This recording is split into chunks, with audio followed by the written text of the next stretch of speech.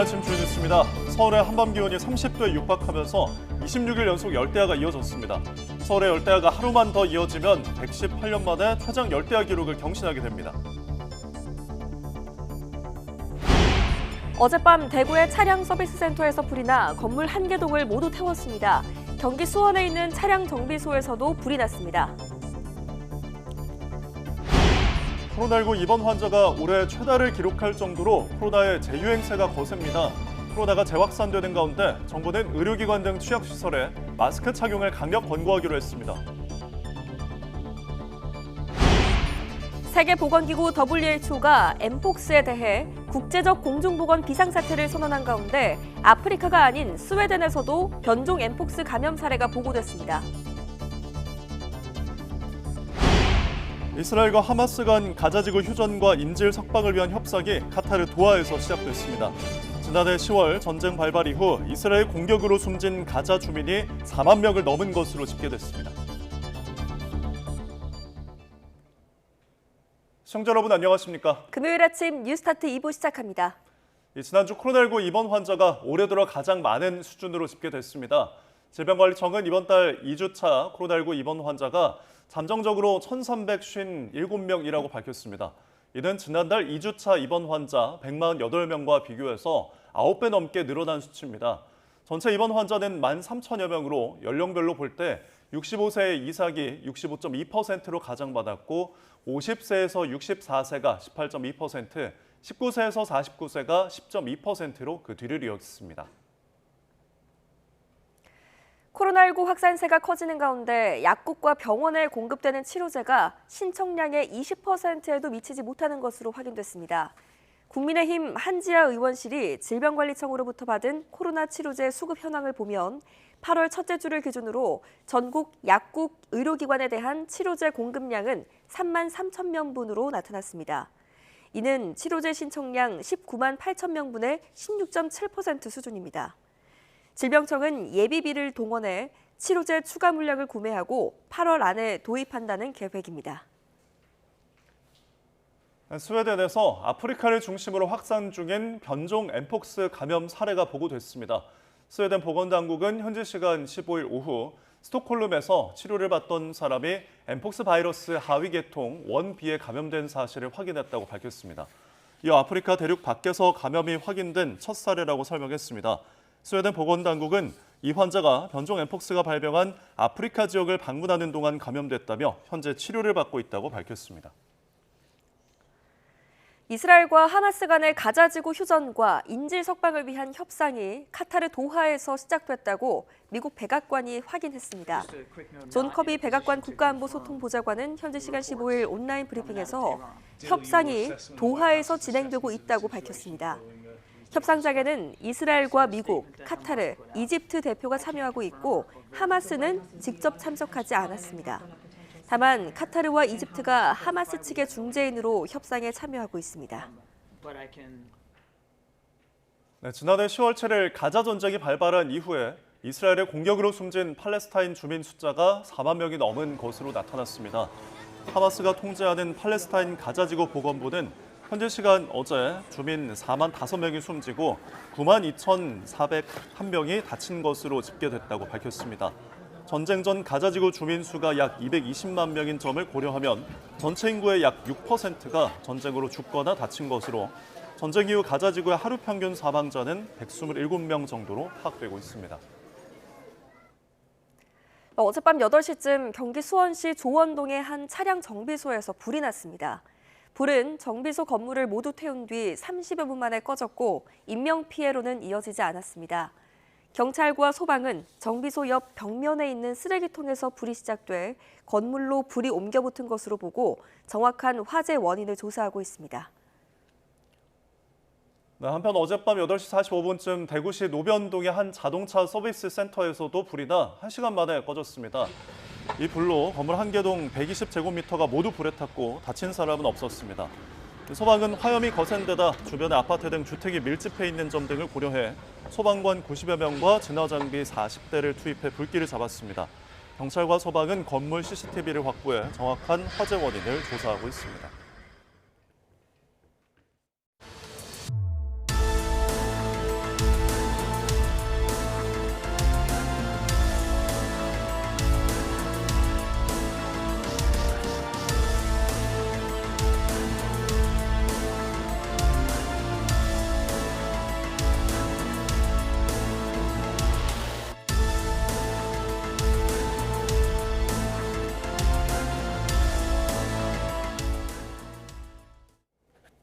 네, 광복절에도 한밤중 기온이 30도에 육박하는 등 열대야의 기세가 좀처럼 꺾이지 않고 있습니다. 계속되는 밤더위에 지친 시민들은 도심 속 물가를 찾아 더위를 식혔습니다. 김철희 기자가 현장 다녀왔습니다. 물놀이터를 찾은 아이들이 물 만난 물고기처럼 곳곳을 누빕니다. 물속에 있을 때만큼은 잠시나마 더위가 가시는 듯합니다. 더워가지고 저희 물에 있으면 진짜 시원해요. 그래서 기분이 진짜 좋아요. 아까 전에 저기서 밥도 먹고 발도 담그고 하면서 놀았는데 오랜만에 얼굴을 맞댄 고향 친구들도 강가에 모여 앉았습니다. 못다한 이야기를 나누다 보니 한낮 가득 올랐던 열도 조금씩 식어갑니다. 저희 중학교 친구들끼리 오랜만에 저희 집 와가지고 다 같이 여름을 보내고 있습니다. 각자 바빠서 많이 못 보다가 오랜만에 같이 보니까 이렇게 좋은 데서 같이 시간 보내서 너무 좋은 것 같아요. 여름밤 늘 붐비는 청계천도 더위를 피하려는 시민들로 가득합니다. 낮에 내린 소나기로 더위가 한풀 꺾였다지만 기온은 여전히 30도에 달할 정도로 덥습니다. 한국을 찾은 외국인 여행객들에게 습도 높은 한증막 더위는 낯설기만 합니다. 그래도 물에 발을 담그고 있다 보니 그간 쌓인 여도까지 스르르 풀리는 기분입니다.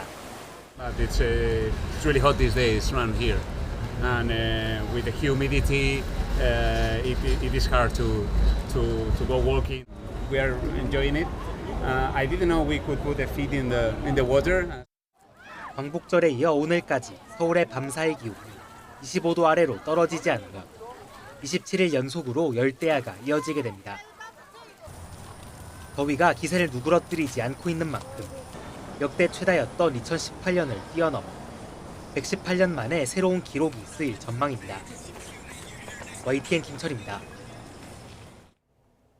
네, 이처럼 폭염이 만든 찜통더위가 좀처럼 가시지 않고 있는데요. 더위를 날려보내는데 역시 물놀이만 한 게 없죠. 계곡과 도심 물놀이장에도 피서객들이 몰렸습니다. 휴일 표정을 홍성욱 기자가 담아왔습니다. 차가운 계곡물을 서로 끼얹으며 한바탕 물싸움을 벌이는 아이들. 물 만난 물고기가 따로 없습니다. 푹푹 찌는 무더위엔 뭐니 해도 시원한 계곡이 최고. 폭염의 기세가 거셀수록 사람들은 차가운 계곡물의 유혹을 이기지 못합니다. 더운데 계곡에 와서 물놀이 하니까 더 시원하고 맛있는 것도 먹어서 좋았어요. 가족들이랑 여행 왔는데 너무 재밌고 시원해요. 물놀이 마치면 이제 허기 달랠 시간. 불판 위에 지글지글 고기가 익습니다. 아들이 주니까 진짜 더 맛있네. 우거진 숲이 따가운 햇볕을 가려주니 에어컨, 선풍기도 필요 없습니다. 더위를 피해 모처럼 가족과 계곡을 찾은 피서객들의 얼굴에는 미소가 끊이지 않습니다. 시원한 계곡에 나와서 가족들끼리 맛있는 것도 먹고 이렇게 물놀이도 하고 그러니까 너무 좋고요. 이렇게 계속 나와서 놀고만 싶어요. 가까운 도심 물놀이장은 물반 사람 반. 넘실대는 파도에 몸을 맡기고 신나게 물놀이를 즐기다 보면 시간 가는 줄 모릅니다. 내리쬐는 햇볕도 아무런 문제가 되지 않습니다. 집에만 있기에는 애들이 또 깝깝해하고 하니까 인근으로 나오게 됐습니다. 또 물속에 있다가 밖에 나오니까 바람도 또 이렇게 선선하게 불어주고 그래서 시원하게 잘 지내고 있는 것 같습니다. 폭염 속 계곡과 물놀이장으로 이어진 피서객 발길. 가족과 함께 추억을 남기며 더위를 날려보냈습니다. YTN 홍석입니다. 네, 간밤 사이 서울에서는 26일째 열대야가 연속해서 나타났습니다. 무려 118년 만에 가장 긴 열대야 기록을 세운 겁니다. 자세한 날씨는 기상센터 연결해서 알아보겠습니다. 고은재 캐스터. 네, 기상센터입니다. 서울에서는 역대 최장 열대야 기록이 경신됐다고요? 네, 그렇습니다. 올해 유독 밤더위가 기승인데요. 밤사이 서울 기온이 26.8도를 웃돌면서 서울에서는 26일째 열대야가 나타나고 있습니다. 역대 최악의 더위로 꼽히는 지난 2018년의 열대야 연속일수와 같은 건데요. 최근 기록이 먼저인 원칙에 따라서 서울에서는 올여름이 기상관측 이래 가장 긴 열대야로 기록되겠습니다. 밤사이 서쪽 지방과 남부 해안을 중심으로 열대야가 나타났습니다. 현재 기온 살펴보면 서울 26.8도, 대전 26도, 부산은 26.5도를 보이고 있는데요. 올여름 서울뿐 아니라 부산에서도 역대 최장 열대야가 이어지고 있습니다. 부산에서는 22일째인데요. 어제까지는 1994년 그리고 2018년과 더불어서 공동 1위였지만 오늘 열대야 일수가 하루 더 추가되면서 단독 1위로 올라섰습니다. 한편 제주도에서는 작년에 이어서 2년 연속 31일 넘는 열대야가 나타나고 있습니다. 네, 그야말로 기록적인 밤더위가 이어지고 있는데요. 낮에는 더위가 더 심해질 텐데 오늘 날씨는 어떤가요? 네, 앞으로는 이 열기에 햇볕까지 더해지면서 기온이 더욱 오르겠습니다. 전국적인 폭염특보가 계속되는 가운데 대부분 지역에서 33도를 웃도는 폭염이 나타나겠는데요. 서울과 대전은 34도, 광주와 대구는 33도를 넘어서겠습니다. 치솟는 기온에 대기 불안정으로 소나기가 자주 내리고 있는데요. 오늘도 서울을 비롯한 내륙 곳곳에 요란한 소나기 소식이 있습니다. 한편 제주도에는 기압골의 영향으로 내일까지 최고 80mm 이상의 비가 내리겠고요. 오늘 소나기와 비는 시간당 최고 30mm 이상의 강도로 쏟아질 수 있겠습니다. 네, 혹시 모르니 우산도 챙겨 나가야겠습니다. 마지막으로 주말 날씨는 어떨까요? 네, 주말과 휴일에도 푹푹 찌는 열대야와 낮더위가 기승을 부리겠습니다. 서울에서는 내일이면 연속 열대야 일수 단독 1위를 기록하겠고요. 한낮에는 33도를 웃도는 폭염이 예상됩니다. 내일 곳곳에 소나기도 자주 내리겠으니까요. 주말에 외출 계획 있으시다면 햇볕과 소나기 모두 막을 수 있는 양우산 챙겨주시면 좋겠습니다. 지금까지 기상센터에서 전해드렸습니다. 다음 소식입니다. 어젯밤 대구의 한 차량 서비스 센터에서 불이 나 건물 1개 동을 모두 태웠습니다. 각종 차량 부품들이 불에 타며 큰 폭발 소리와 함께 시커먼 연기가 일대를 뒤덮었습니다. 김대겸 기자입니다. 엄청난 양의 시꺼먼 연기가 바로 앞 아파트를 집어삼킬 듯이 피어오릅니다. 출동한 소방관이 물줄기를 쏘아보지만 화마의 기세를 꺾기엔 역부족입니다. 어젯밤 8시 45분쯤 대구시 노면동의 한 자동차 서비스 센터에서 불이 나 1시간 만에 꺼졌습니다. 소방은 화염이 거센 데다 주변에 아파트 등 주택이 밀집해 있는 점 등을 고려해 소방관 90여 명과 진화장비 40대를 집중 투입해 불길을 잡았습니다. 시커먼 화염이 이 인근에 막 들어찼어요. 펑펑 소리가 월드컵 경기장의 축포 소리인 줄 알고. 건물 1개동 120제곱미터가 모두 불에 탔지만 다행히 다친 사람은 없었습니다. 비슷한 시각 경기 수원에 있는 차량 정비소에서도 불이 났습니다. 불은 정비소 건물을 모두 태운 뒤 30여 분 만에 꺼졌고 인명피해로는 이어지지 않았습니다. 경찰과 소방은 정비소 옆 벽면에 있는 쓰레기통에서 불이 시작돼 건물로 불이 옮겨 붙은 것으로 보고 정확한 화재 원인을 조사하고 있습니다. 오늘 새벽 3시 40분쯤에는 전남 순천시 호남고속도로 순천 1터널 부근에서 천안 방향으로 달리던 화물차 2대가 추돌해 1명이 다쳤습니다. 경찰은 뒤에 오던 화물차 운전자가 졸음운전으로 사고를 낸 것으로 보고 정확한 사고 경위를 조사하고 있습니다. YTN 김대겸입니다.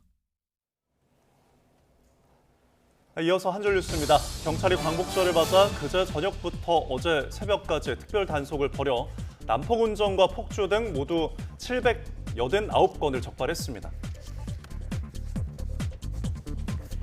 서울 지하철 역산의 독도 조형물이 잇따라 철거되고 있다는 논란에 대해 서울교통공사가 오는 10월 독도의 날에 맞춰서 액자 형태로 다시 설치하겠다고 해명했습니다.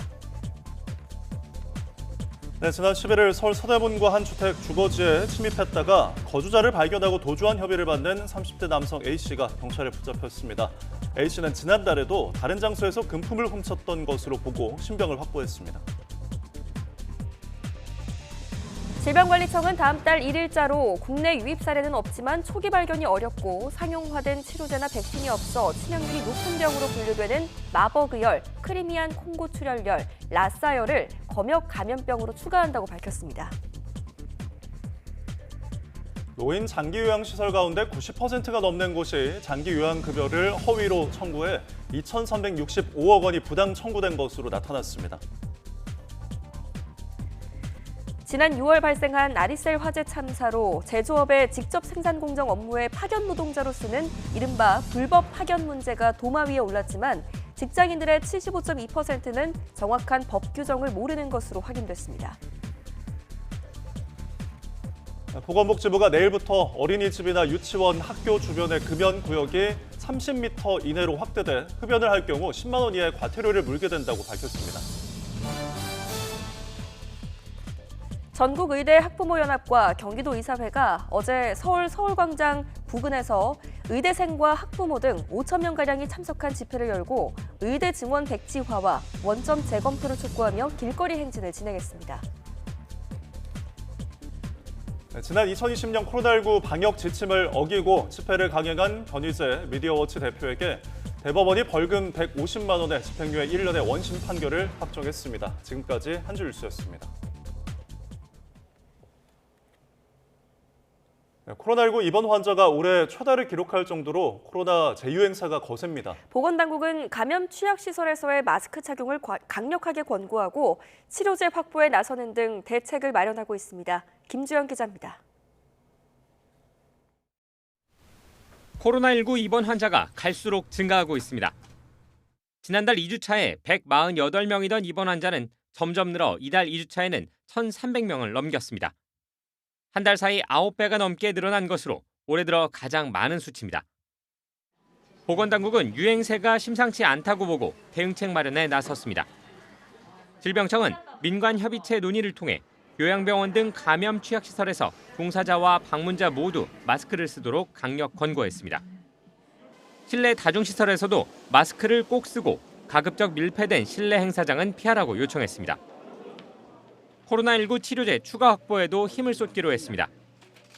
최근 환자가 급속도로 증가하며 치료제 사용량도 늘고 있는데 공급은 이를 따라오지 못하는 상황입니다. 8월 1주차를 기준으로 전국 약국과 의료기관에 공급된 치료제는 3만 3천 명분으로 신청량 19만 8천 명분의 16.7%에 불과합니다. 질병청은 예비비를 확보해 이달 안으로 치료제 긴급 구매에 나서고 다음 주부터 공급한다는 방침입니다. 또 최근 유행하는 코로나19의 효과적인 신규 백신을 오는 10월에 접종할 수 있도록 허가와 승인 절차를 진행할 예정입니다. YTN 김주영입니다. 스웨덴에서 아프리카를 중심으로 확산 중인 변종 엠폭스 감염 사례가 보고됐습니다. 스웨덴 보건당국은 현지 시간 15일 오후 스톡홀름에서 치료를 받던 사람이 엠폭스 바이러스 하위 계통 1B에 감염된 사실을 확인했다고 밝혔습니다. 이어 아프리카 대륙 밖에서 감염이 확인된 첫 사례라고 설명했습니다. 스웨덴 보건당국은 이 환자가 변종 엠폭스가 발병한 아프리카 지역을 방문하는 동안 감염됐다며 현재 치료를 받고 있다고 밝혔습니다. 11월 미국 대선을 앞두고 민주당 대선 후보 카멀라 해리스 부통령이 공화당 후보인 도널드 트럼프 전 대통령에 대해 오차 범위 내에서 박빙 우위를 점하고 있다는 여론조사가 또 나왔습니다. 퓨 리서치 센터가 지난 5일에서 11일 미국의 성인 9,021명을 대상으로 당일 선거가 치러질 경우 누구에게 투표하겠느냐는 질문에 등록 유권자 응답자의 46%가 해리스 부통령을 지목한 것으로 집계됐습니다.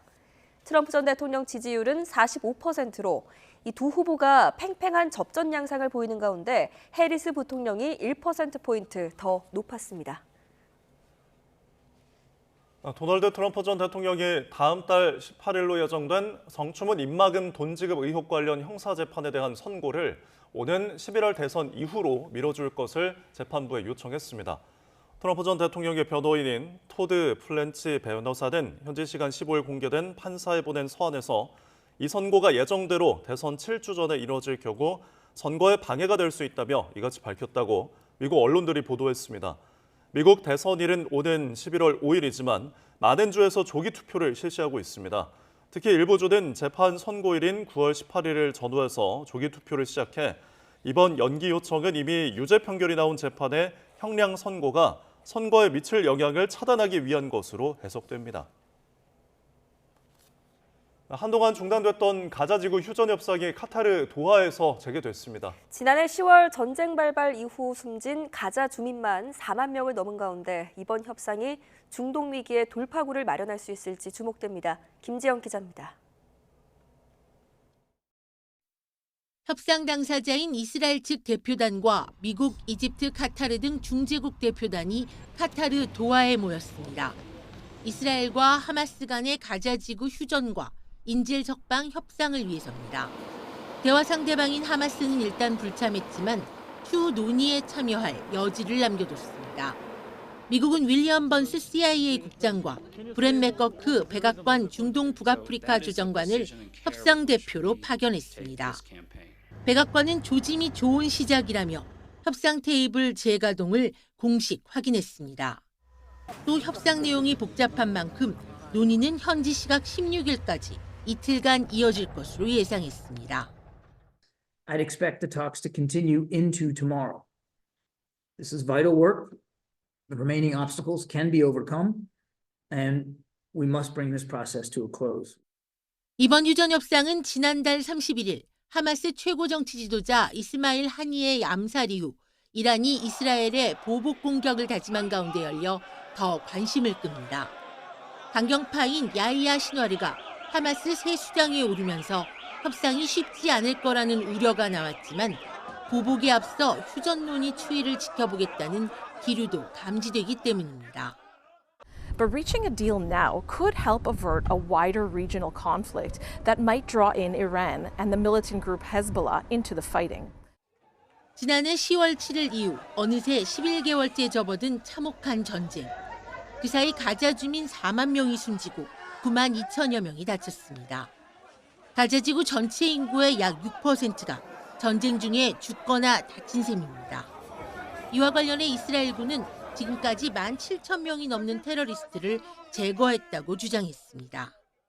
כוחות צה"ל ממשיכים להילחם בעזה, מתמרנים ברפיח, ח'אן יונס, מרכז הרצועה ותוקפים בכל מקום. עד כה חיסלנו למעלה מ-17,000 מחבלים. 확전 우려가 갈수록 커지는 가운데 어렵게 마련된 이번 협상을 통해 중동 위기의 돌파구를 찾을 수 있을지 주목됩니다. YTN 김지영입니다. 러시아 남서부 접경지인 쿠르스크에서 우크라이나군의 작전이 10일째 이어지는 가운데 양측이 치열한 공방을 주고받았습니다. 러시아군은 잠시 빼앗겼던 마을을 일부 되찾고 있다고 주장했지만 우크라이나는 점령 지역에 군 지휘통제소까지 설치하는 등 러시아 본토 안쪽으로 진격을 이어갔다고 밝혔습니다. 외신에 따르면 러시아 국방부는 현지 시간 15일 성명을 통해 자국군이 우크라이나군이 일시적으로 점령했던 쿠르스크 지역의 쿠르페츠 마을을 다시 장악했다고 밝혔습니다. 우크라이나가 러시아 쿠르스크를 공격하면서 영국의 챌린저2 전차를 동원했다고 스카이뉴스가 익명의 소식통을 인용해 보도했습니다. 영국 전차가 러시아 본토 내 전투에 사용됐다는 구체적 언급이 나온 건 이번이 처음입니다. 앞서 미일간 워싱턴 포스트는 우크라이나가 지난 6일 쿠르스크에 병력을 진입시킬 때 미국과 EU 등에서 지원한 무기가 동원된 것으로 보인다고 보도했습니다. 다만 우크라이나가 챌린저2 전차를 언제 어떻게 배치했는지 모두 몇 대를 투입했는지 등 구체적인 내용은 알려지지 않았습니다.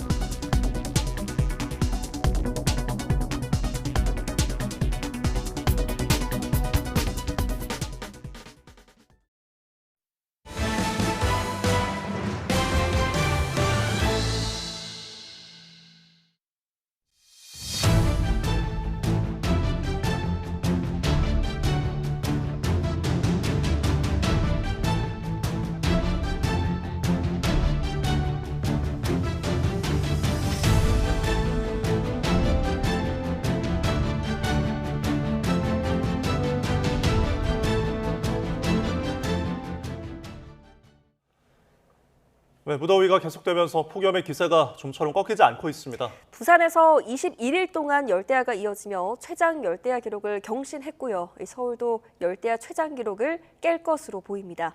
반기성 K웨더 센터장과 함께 자세한 이야기 나눠보겠습니다. 센터장님 연결되어 있으십니까?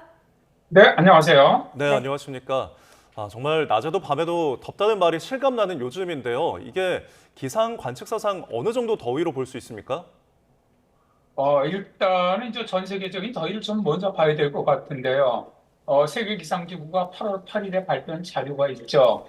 2023년 6월부터 2024년 올해 6월까지 13개월 동안 연속으로 지구 평균 기온이 계속 신기록 행진을 해왔고 올해 7월 22일에는 전 지구 평균이 17.26도입니다. 그러니까 지금까지 기상 관측사상 가장 높은 그런 기록을 갖다가 세웠습니다. 그리고 저희들이 보면 매년 전 세계적으로 한 군데, 한 두 군데 정도는 50도가 넘는데 올해는 50도가 넘은 지역이 10지역이 될 만큼 전 세계적으로 아주 극한 폭염이 발생을 하고 있습니다. 그러니까 이게 뭐냐면 지금 북반구, 특히 전 지구적으로 상당히 뜨거운 이런 공기가 이 지구를 덮다 보니까 뭐 지금 많은 나라가 지금 폭염에 시달리고 있는데요.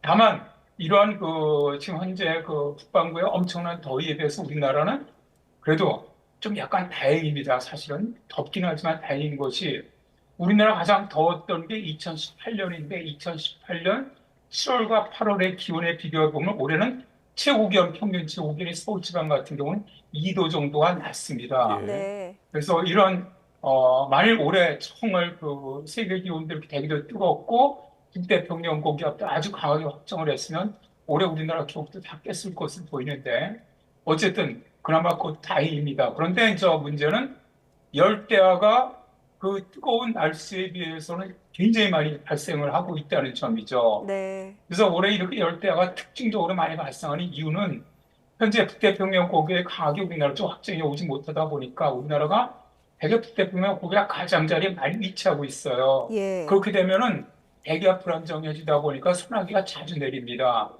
예를 들어서 가장 더웠던 2018년 같은 경우 대개 7월 21일 이후에 서울 지방에 소나기가 내린 날이 6회였는데 그러니까 8월 15일까지입니다. 예. 올해 같은 경우 17회가 내렸거든요. 그러니까 소나기가 이렇게 자주 내리다 보니까 이제 그만큼 많은 습기가 공급이 되고 습기가 많게 되면은 밤에 이 기온이 떨어지질 않죠. 네. 이런 특징이 있고요. 두 번째는 구름의 양이 많았어요. 그러니까 2018년에 비해서 올해 서울의 구름량이 1.8배가 더 많습니다. 이렇게 구름이 많으면 복사 냉각을 막는 그런 효과가 있거든요. 네. 그래서 그러다 보니까 올해 열대야가 아주 기록적으로 지금 많이 발생을 하고 있고요. 여기에다가 이제 올해 지금 서해상의 해수 온도가 높습니다.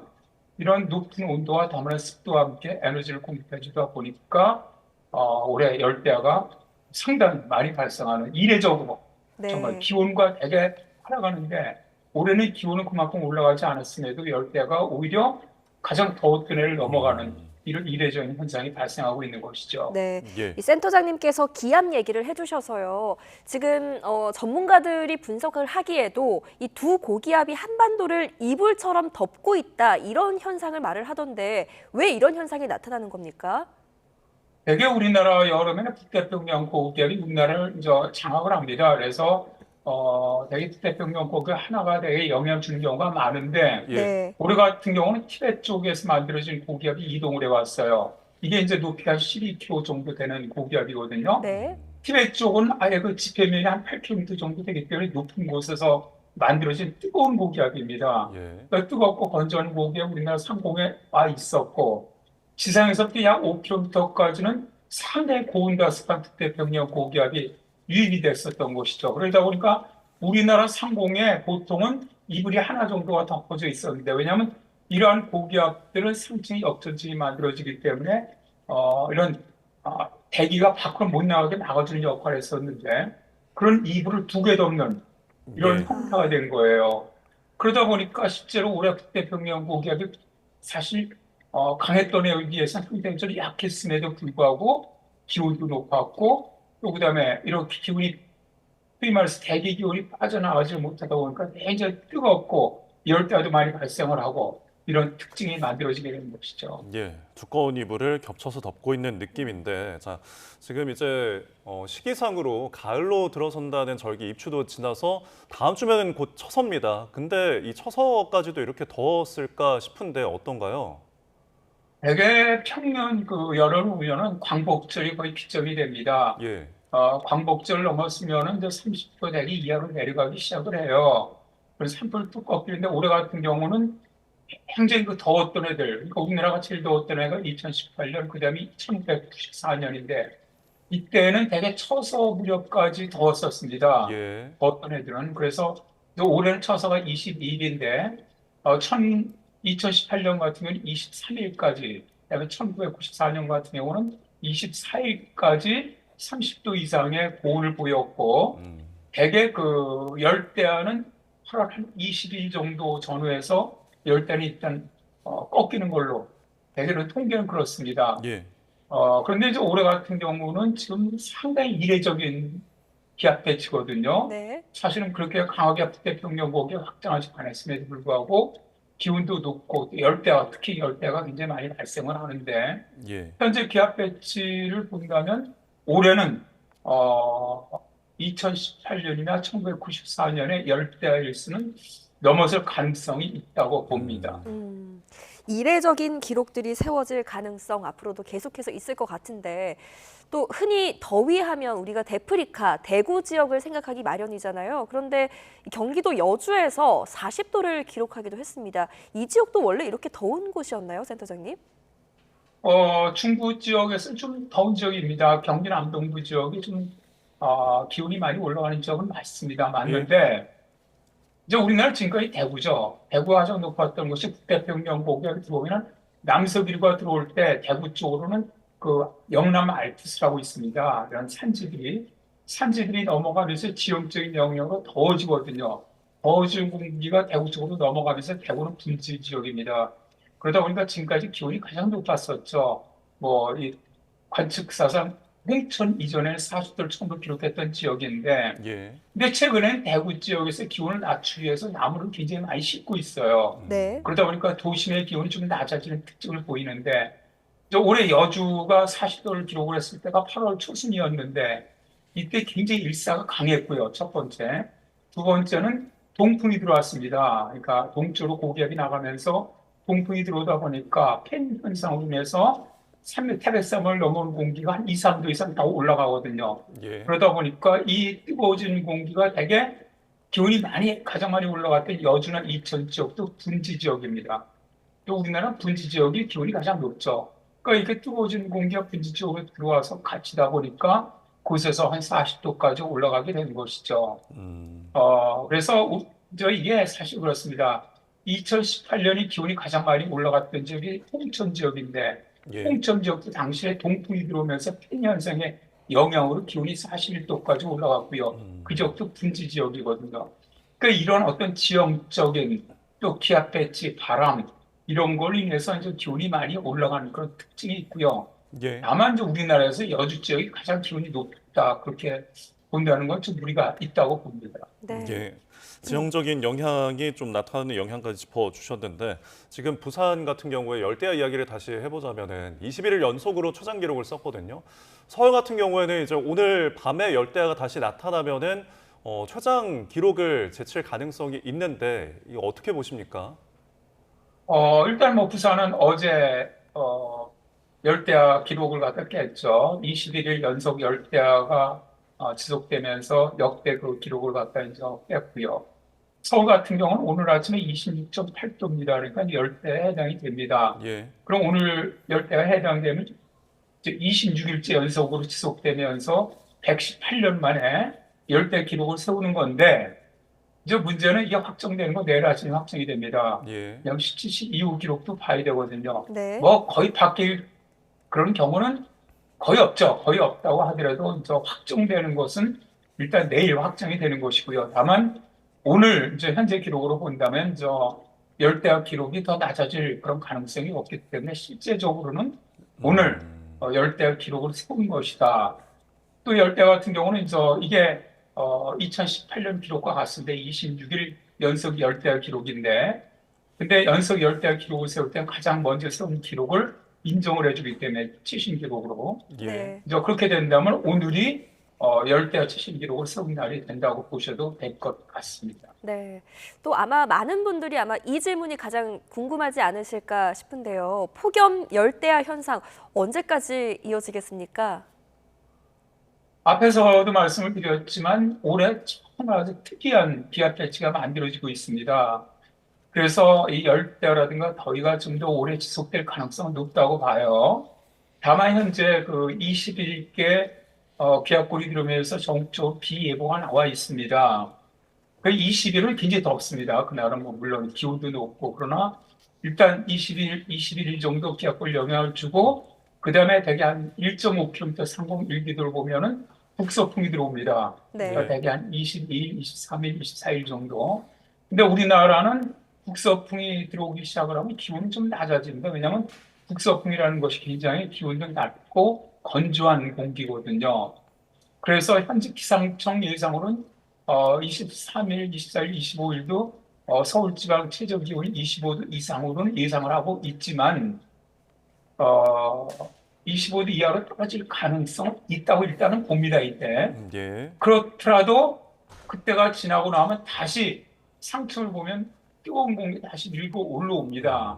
그렇기 때문에 2018년이나 1994년처럼 대개 한 처서가 지난 이후에 열대가 없어진 그런 형태가 아니고 예. 그때 일시적으로 만일 열대가 끊어진다고 하더라도 그 이후에 다시 열대가 8월 말이나 9월 초까지 발생할 가능성이 높거든요. 네. 그래서 올해 여름이 지금까지 열대가 가장 길었던 해가 2018년에 36일이었는데 예. 이 36일을 넘을 가능성이 있지 않겠나 그렇게 조심스럽게 예상합니다. 예, 열대야가 누그러지더라도 다시 일어날 가능성까지 짚어주셨습니다. 그리고 아까 언급하신 것처럼 이례적으로 이제 소나기도 다회 많이 내린다고 말씀을 해주셨는데 지역별로 좀 오락가락하면서 강하게 내리기도 하더라고요. 오늘도 소나기 예보가 그럼 많이 있나요? 네, 그렇습니다. 오늘도 거의 전국적으로 소나기 예보가 나와 있습니다.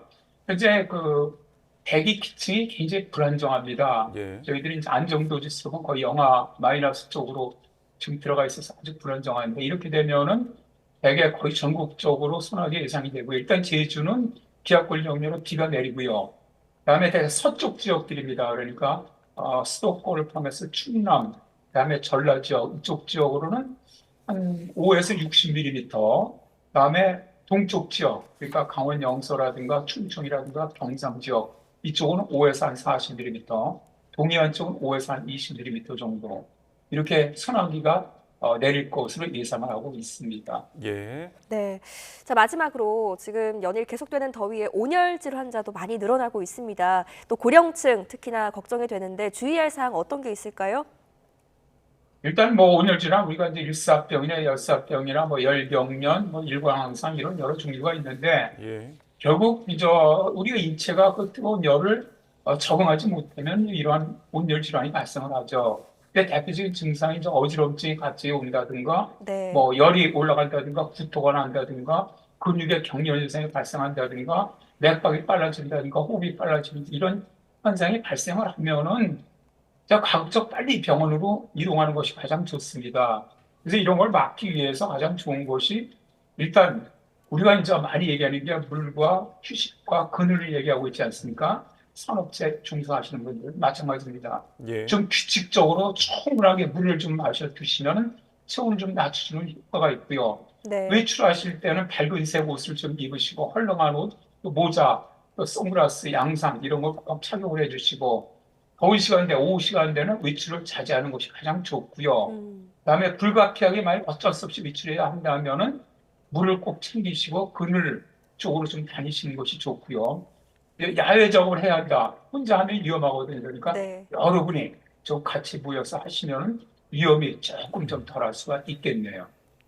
네, 알겠습니다. 더위가 앞으로도 계속될 것으로 전망되는 만큼 건강한 여름 나기 위해서 지속적으로 대비를 해야 될 것 같습니다. 지금까지 반기성 K웨더 센터장과 함께 날씨 이야기 나눠봤습니다. 오늘 말씀 감사합니다. 잘 들었습니다. 고맙습니다.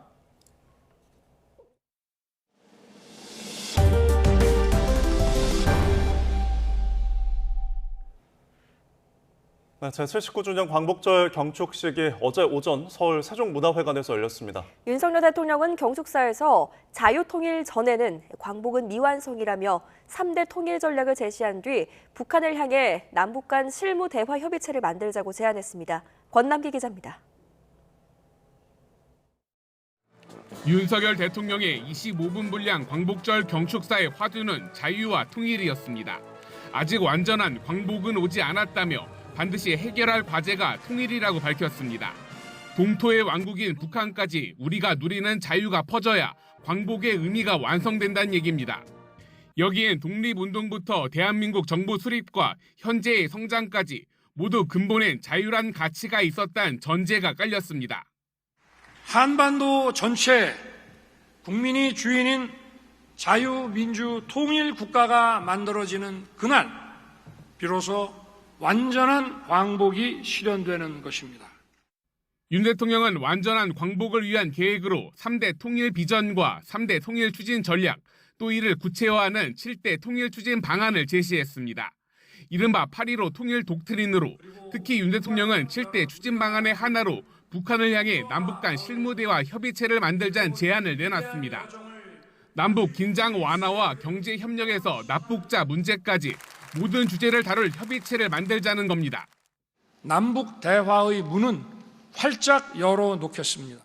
비핵화의 첫 걸음만 내디디더라도 정치적, 경제적 협력을 즉각 시작할 것입니다. 윤 대통령은 이번 경축사에서 자유라는 단어를 50번 쓰며 자유 기반 통일 담론을 강조했지만 일본을 향한 광복절 메시지는 내놓지 않았습니다. 대통령실 고위 관계자는 그 이유로 한국의 역량이 일본과 선의의 경쟁을 펼칠 정도로 대등하다는 뜻이라며 한일 관계에 대한 자신감을 내비친 것이라고 설명했습니다. 대통령실은 또 경축식에 광복회 등이 빠져 반쪽 광복절이 됐다는 지적에 대해선 특정 단체가 인사 불만을 핑계로 해서 빠졌다고 광복절 행사가 훼손된 건 아니라는 입장인 것으로 전해졌습니다. YTN 권남기입니다.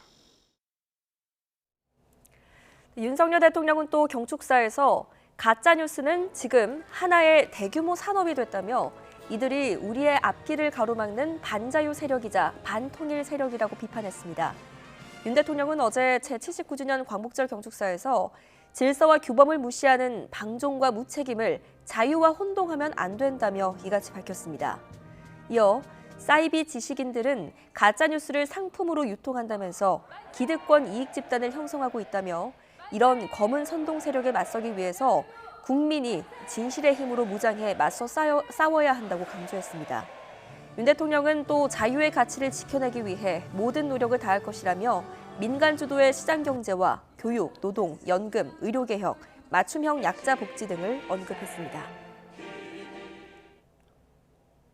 신임 독립기념관장 임명 논란 여파로 광복절 정부 경축식과 독립운동단체 기념식이 따로 열린 가운데 통일 전략을 제시한 윤석열 대통령의 경축사를 두고도 여야는 극명한 온도차를 보였습니다. 국민의힘은 윤 대통령이 통일 대한민국의 새로운 비전을 제시했다고 평가한 반면 더불어민주당은 최악의 경축사였다고 깎아내렸습니다. 임성재 기자입니다.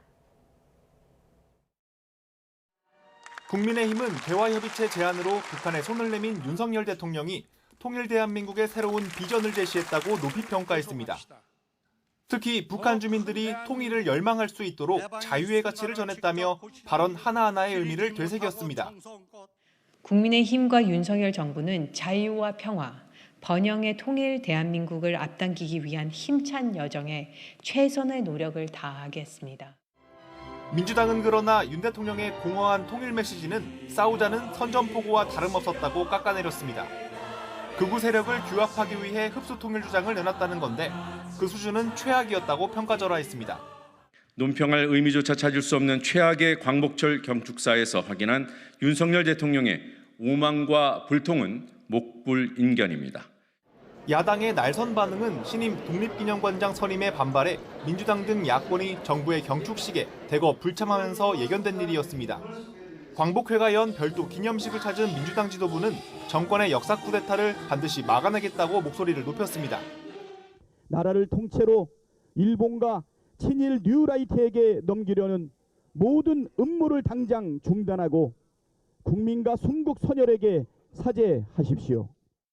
이른바 역사 쿠데타 저지 TF를 꾸려 반복되는 정부의 역사관 논란을 낱낱이 파헤치겠다고도 공언했는데 친일 프레임으로 공세 수위를 끌어올린다는 판단으로 해석됩니다.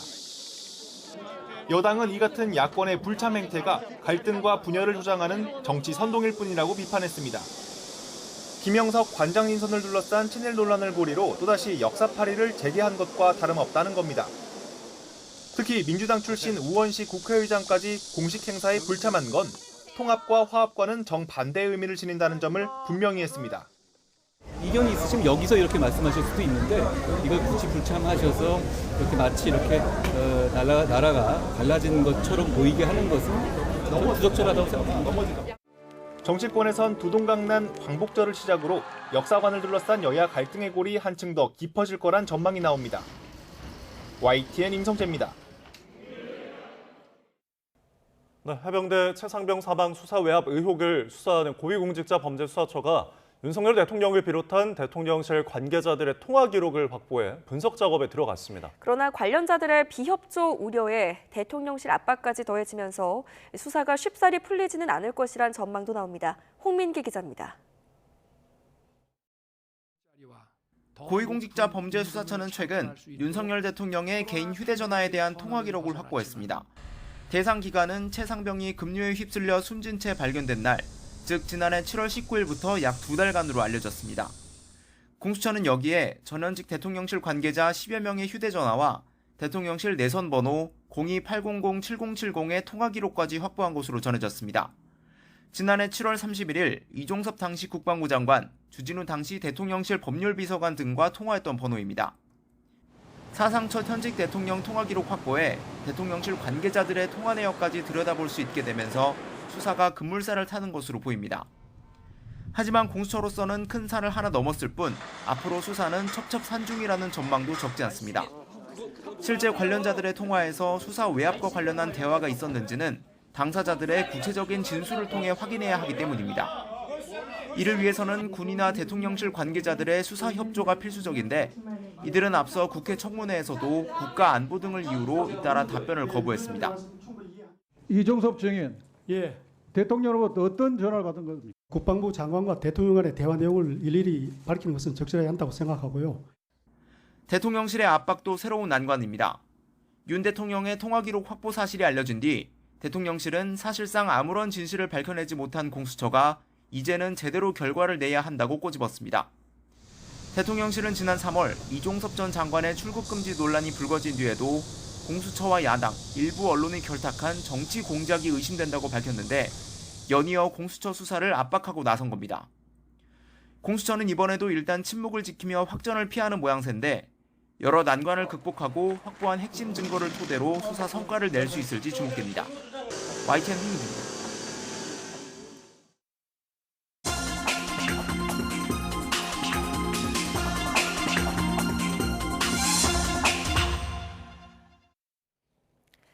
오늘의 글로벌 픽입니다. 미국의 소매 판매와 고용 시장이 기대 이상이라는 지표가 잇따르면서 뉴욕 증시가 일제히 상승 마감했습니다. 지난주 검은 월요일 충격을 줬던 미 경기 침체 공포감이 지나쳤다는 인식이 확산하면서 주요국 증시가 빠르게 회복되고 있습니다. 정유신 기자입니다. 지난달 미국의 소매 판매가 예상을 넘는 수준으로 증가한 것으로 나타났습니다. 미 상무부는 미국의 7월 소매 판매가 7,097억 달러로 전월 대비 1% 증가했다고 밝혔습니다. 0.3% 증가를 예상한 다우존스 집계 전문가 전망을 웃돈 데다 지난해 같은 기간보다 2.7% 상승한 수치입니다. 여름 휴가 시즌이 반영되면서 자동차와 전자제품, 식음료 매장에서 지출이 증가했습니다. 월간 소매 판매는 미국 경제의 중추인 소비의 변화를 가늠할 수 있는 지표로 여겨집니다. 부채 증가로 위축될 것으로 예상됐던 미국인들의 소비가 아직까지 견조하다는 신호로 풀이됩니다. 미 고용시장도 기대 이상의 청신호가 2주째 이어졌습니다. 지난주 신규 실업수당 청구 건수는 22만 7천 건으로 한 주 전보다 7천 건 감소한 것으로 나타났습니다. 전문가 전망치보다 8천 건 밑도는 수치입니다. 2주 이상 실업수당을 신청한 계속 실업수당 청구 건수도 7천 건 줄어들었습니다. 지난주 검은 월요일 충격 이후 월가가 예의주시한 고용시장 지표가 2주째 호조가 이어진 겁니다. 앞서 7월 소비자 물가지수도 예상보다 낮게 나오면서 경기 침체 공포가 지나친 우려라는 평가가 나옵니다. 전문가들은 경기 침체 우려를 완화하는 지표가 많아질수록 다음 달 연준의 공격적인 금리 인하 압박이 줄어들 것으로 보고 있습니다. 여기에 대표적인 소비재 기업인 월마트가 탄탄한 분기 실적 발표로 힘을 더하면서 다우지수가 4만 선을 다시 넘으며 뉴욕 증시 3대 지수가 일제히 상승 마감했습니다. 기술주 중심의 나스닥 지수는 2% 넘게 급등했고 대형주 중심의 S&P 500 지수도 1.61% 상승했습니다. 독일과 영국 등 유럽 주요국 증시도 미국 경기 침체 공포가 잦아들면서 3거래일 연속 상승세를 이어갔습니다. YTN 정신입니다. 타이완 타이완 동부 이란현 인근 해역에서 어제 규모 5.7의 지진이 발생해 수도 타이베이시 건물 등이 심하게 흔들렸다고 현지 언론들이 보도했습니다. 타이완 중앙기상청은 현지 시간 오후 5시 6분 타이완 북동부 이란현 정부청사에서 동남쪽으로 38.3km 떨어진 동부 해역의 9km 해저에서 지진이 발생했다고 밝혔습니다. 이어 1분 뒤엔 정부청사에서 동남쪽으로 37.8km 떨어진 근해에서 규모 4.5의 지진이 측정됐다고 전했습니다. 또 인근 근해에서 오후 5시 16분 규모 4.3, 5시 33분 규모 4.7 등 두 차례 여진이 이어졌습니다. 미국의 유명 시트콤 프렌즈에서 사랑받은 배우 매슈 페리의 사망과 관련해 담당 의사와 개인 비서 등 5명이 기소됐습니다. 검찰은 이들은 케타민 약물을 대량으로 공급한 광범위한 지하 범죄 네트워크의 일부라며 페리의 케타민 중독을 자신들의 돈벌이에 이용했다고 지적했습니다. 페리는 지난해 10월 28일 오후 LA 자택의 온수 수영장에서 사망한 채 발견됐고 당시 사인은 케타민 급성 부작용으로 결론이 났습니다. 연못에서 거의 잠긴 차량에서 운전자를 극적으로 구조하는 장면이 미국 텍사스 경찰의 보디캠에 담겼습니다. 지난달 24일 존 케타 윈부시 씨는 미국 텍사스주 웨스트 오렌지에서 아이들과 딸을 태우고 운전하다가 발작을 일으켰고 기절하면서 가속 페달을 밟아 차와 함께 연못으로 빠졌습니다. 차에서 탈출한 자녀들이 근처를 순찰하던 경찰에 다급히 도움을 요청했고 경찰관은 현장으로 이동해 윈부시 씨를 연못에서 구조했습니다. 태국 여권이 헌법재판소 해임 결정으로 물러난 세타 타이신 총리를 대신할 총리 후보로 탁신 친나왓 전 총리의 막내딸인 태통탄 친나왓을 내세우기로 했습니다. 태통탄은 탁신 전 총리가 실질적으로 지배하는 현 연립정부 내 제1당 푸아타이당 대표이기도 한데요. 푸아타이당을 비롯한 연립정부 참여 정당들은 총리 후보로 태통탄을 지명하기로 합의했습니다. 의원들은 고령으로 건강에 문제가 있는 것으로 알려진 차이카셈 장관보다 젊고 건강한 태통탄을 선호했다고 소식통은 전했습니다. 지금까지 글로벌픽이었습니다.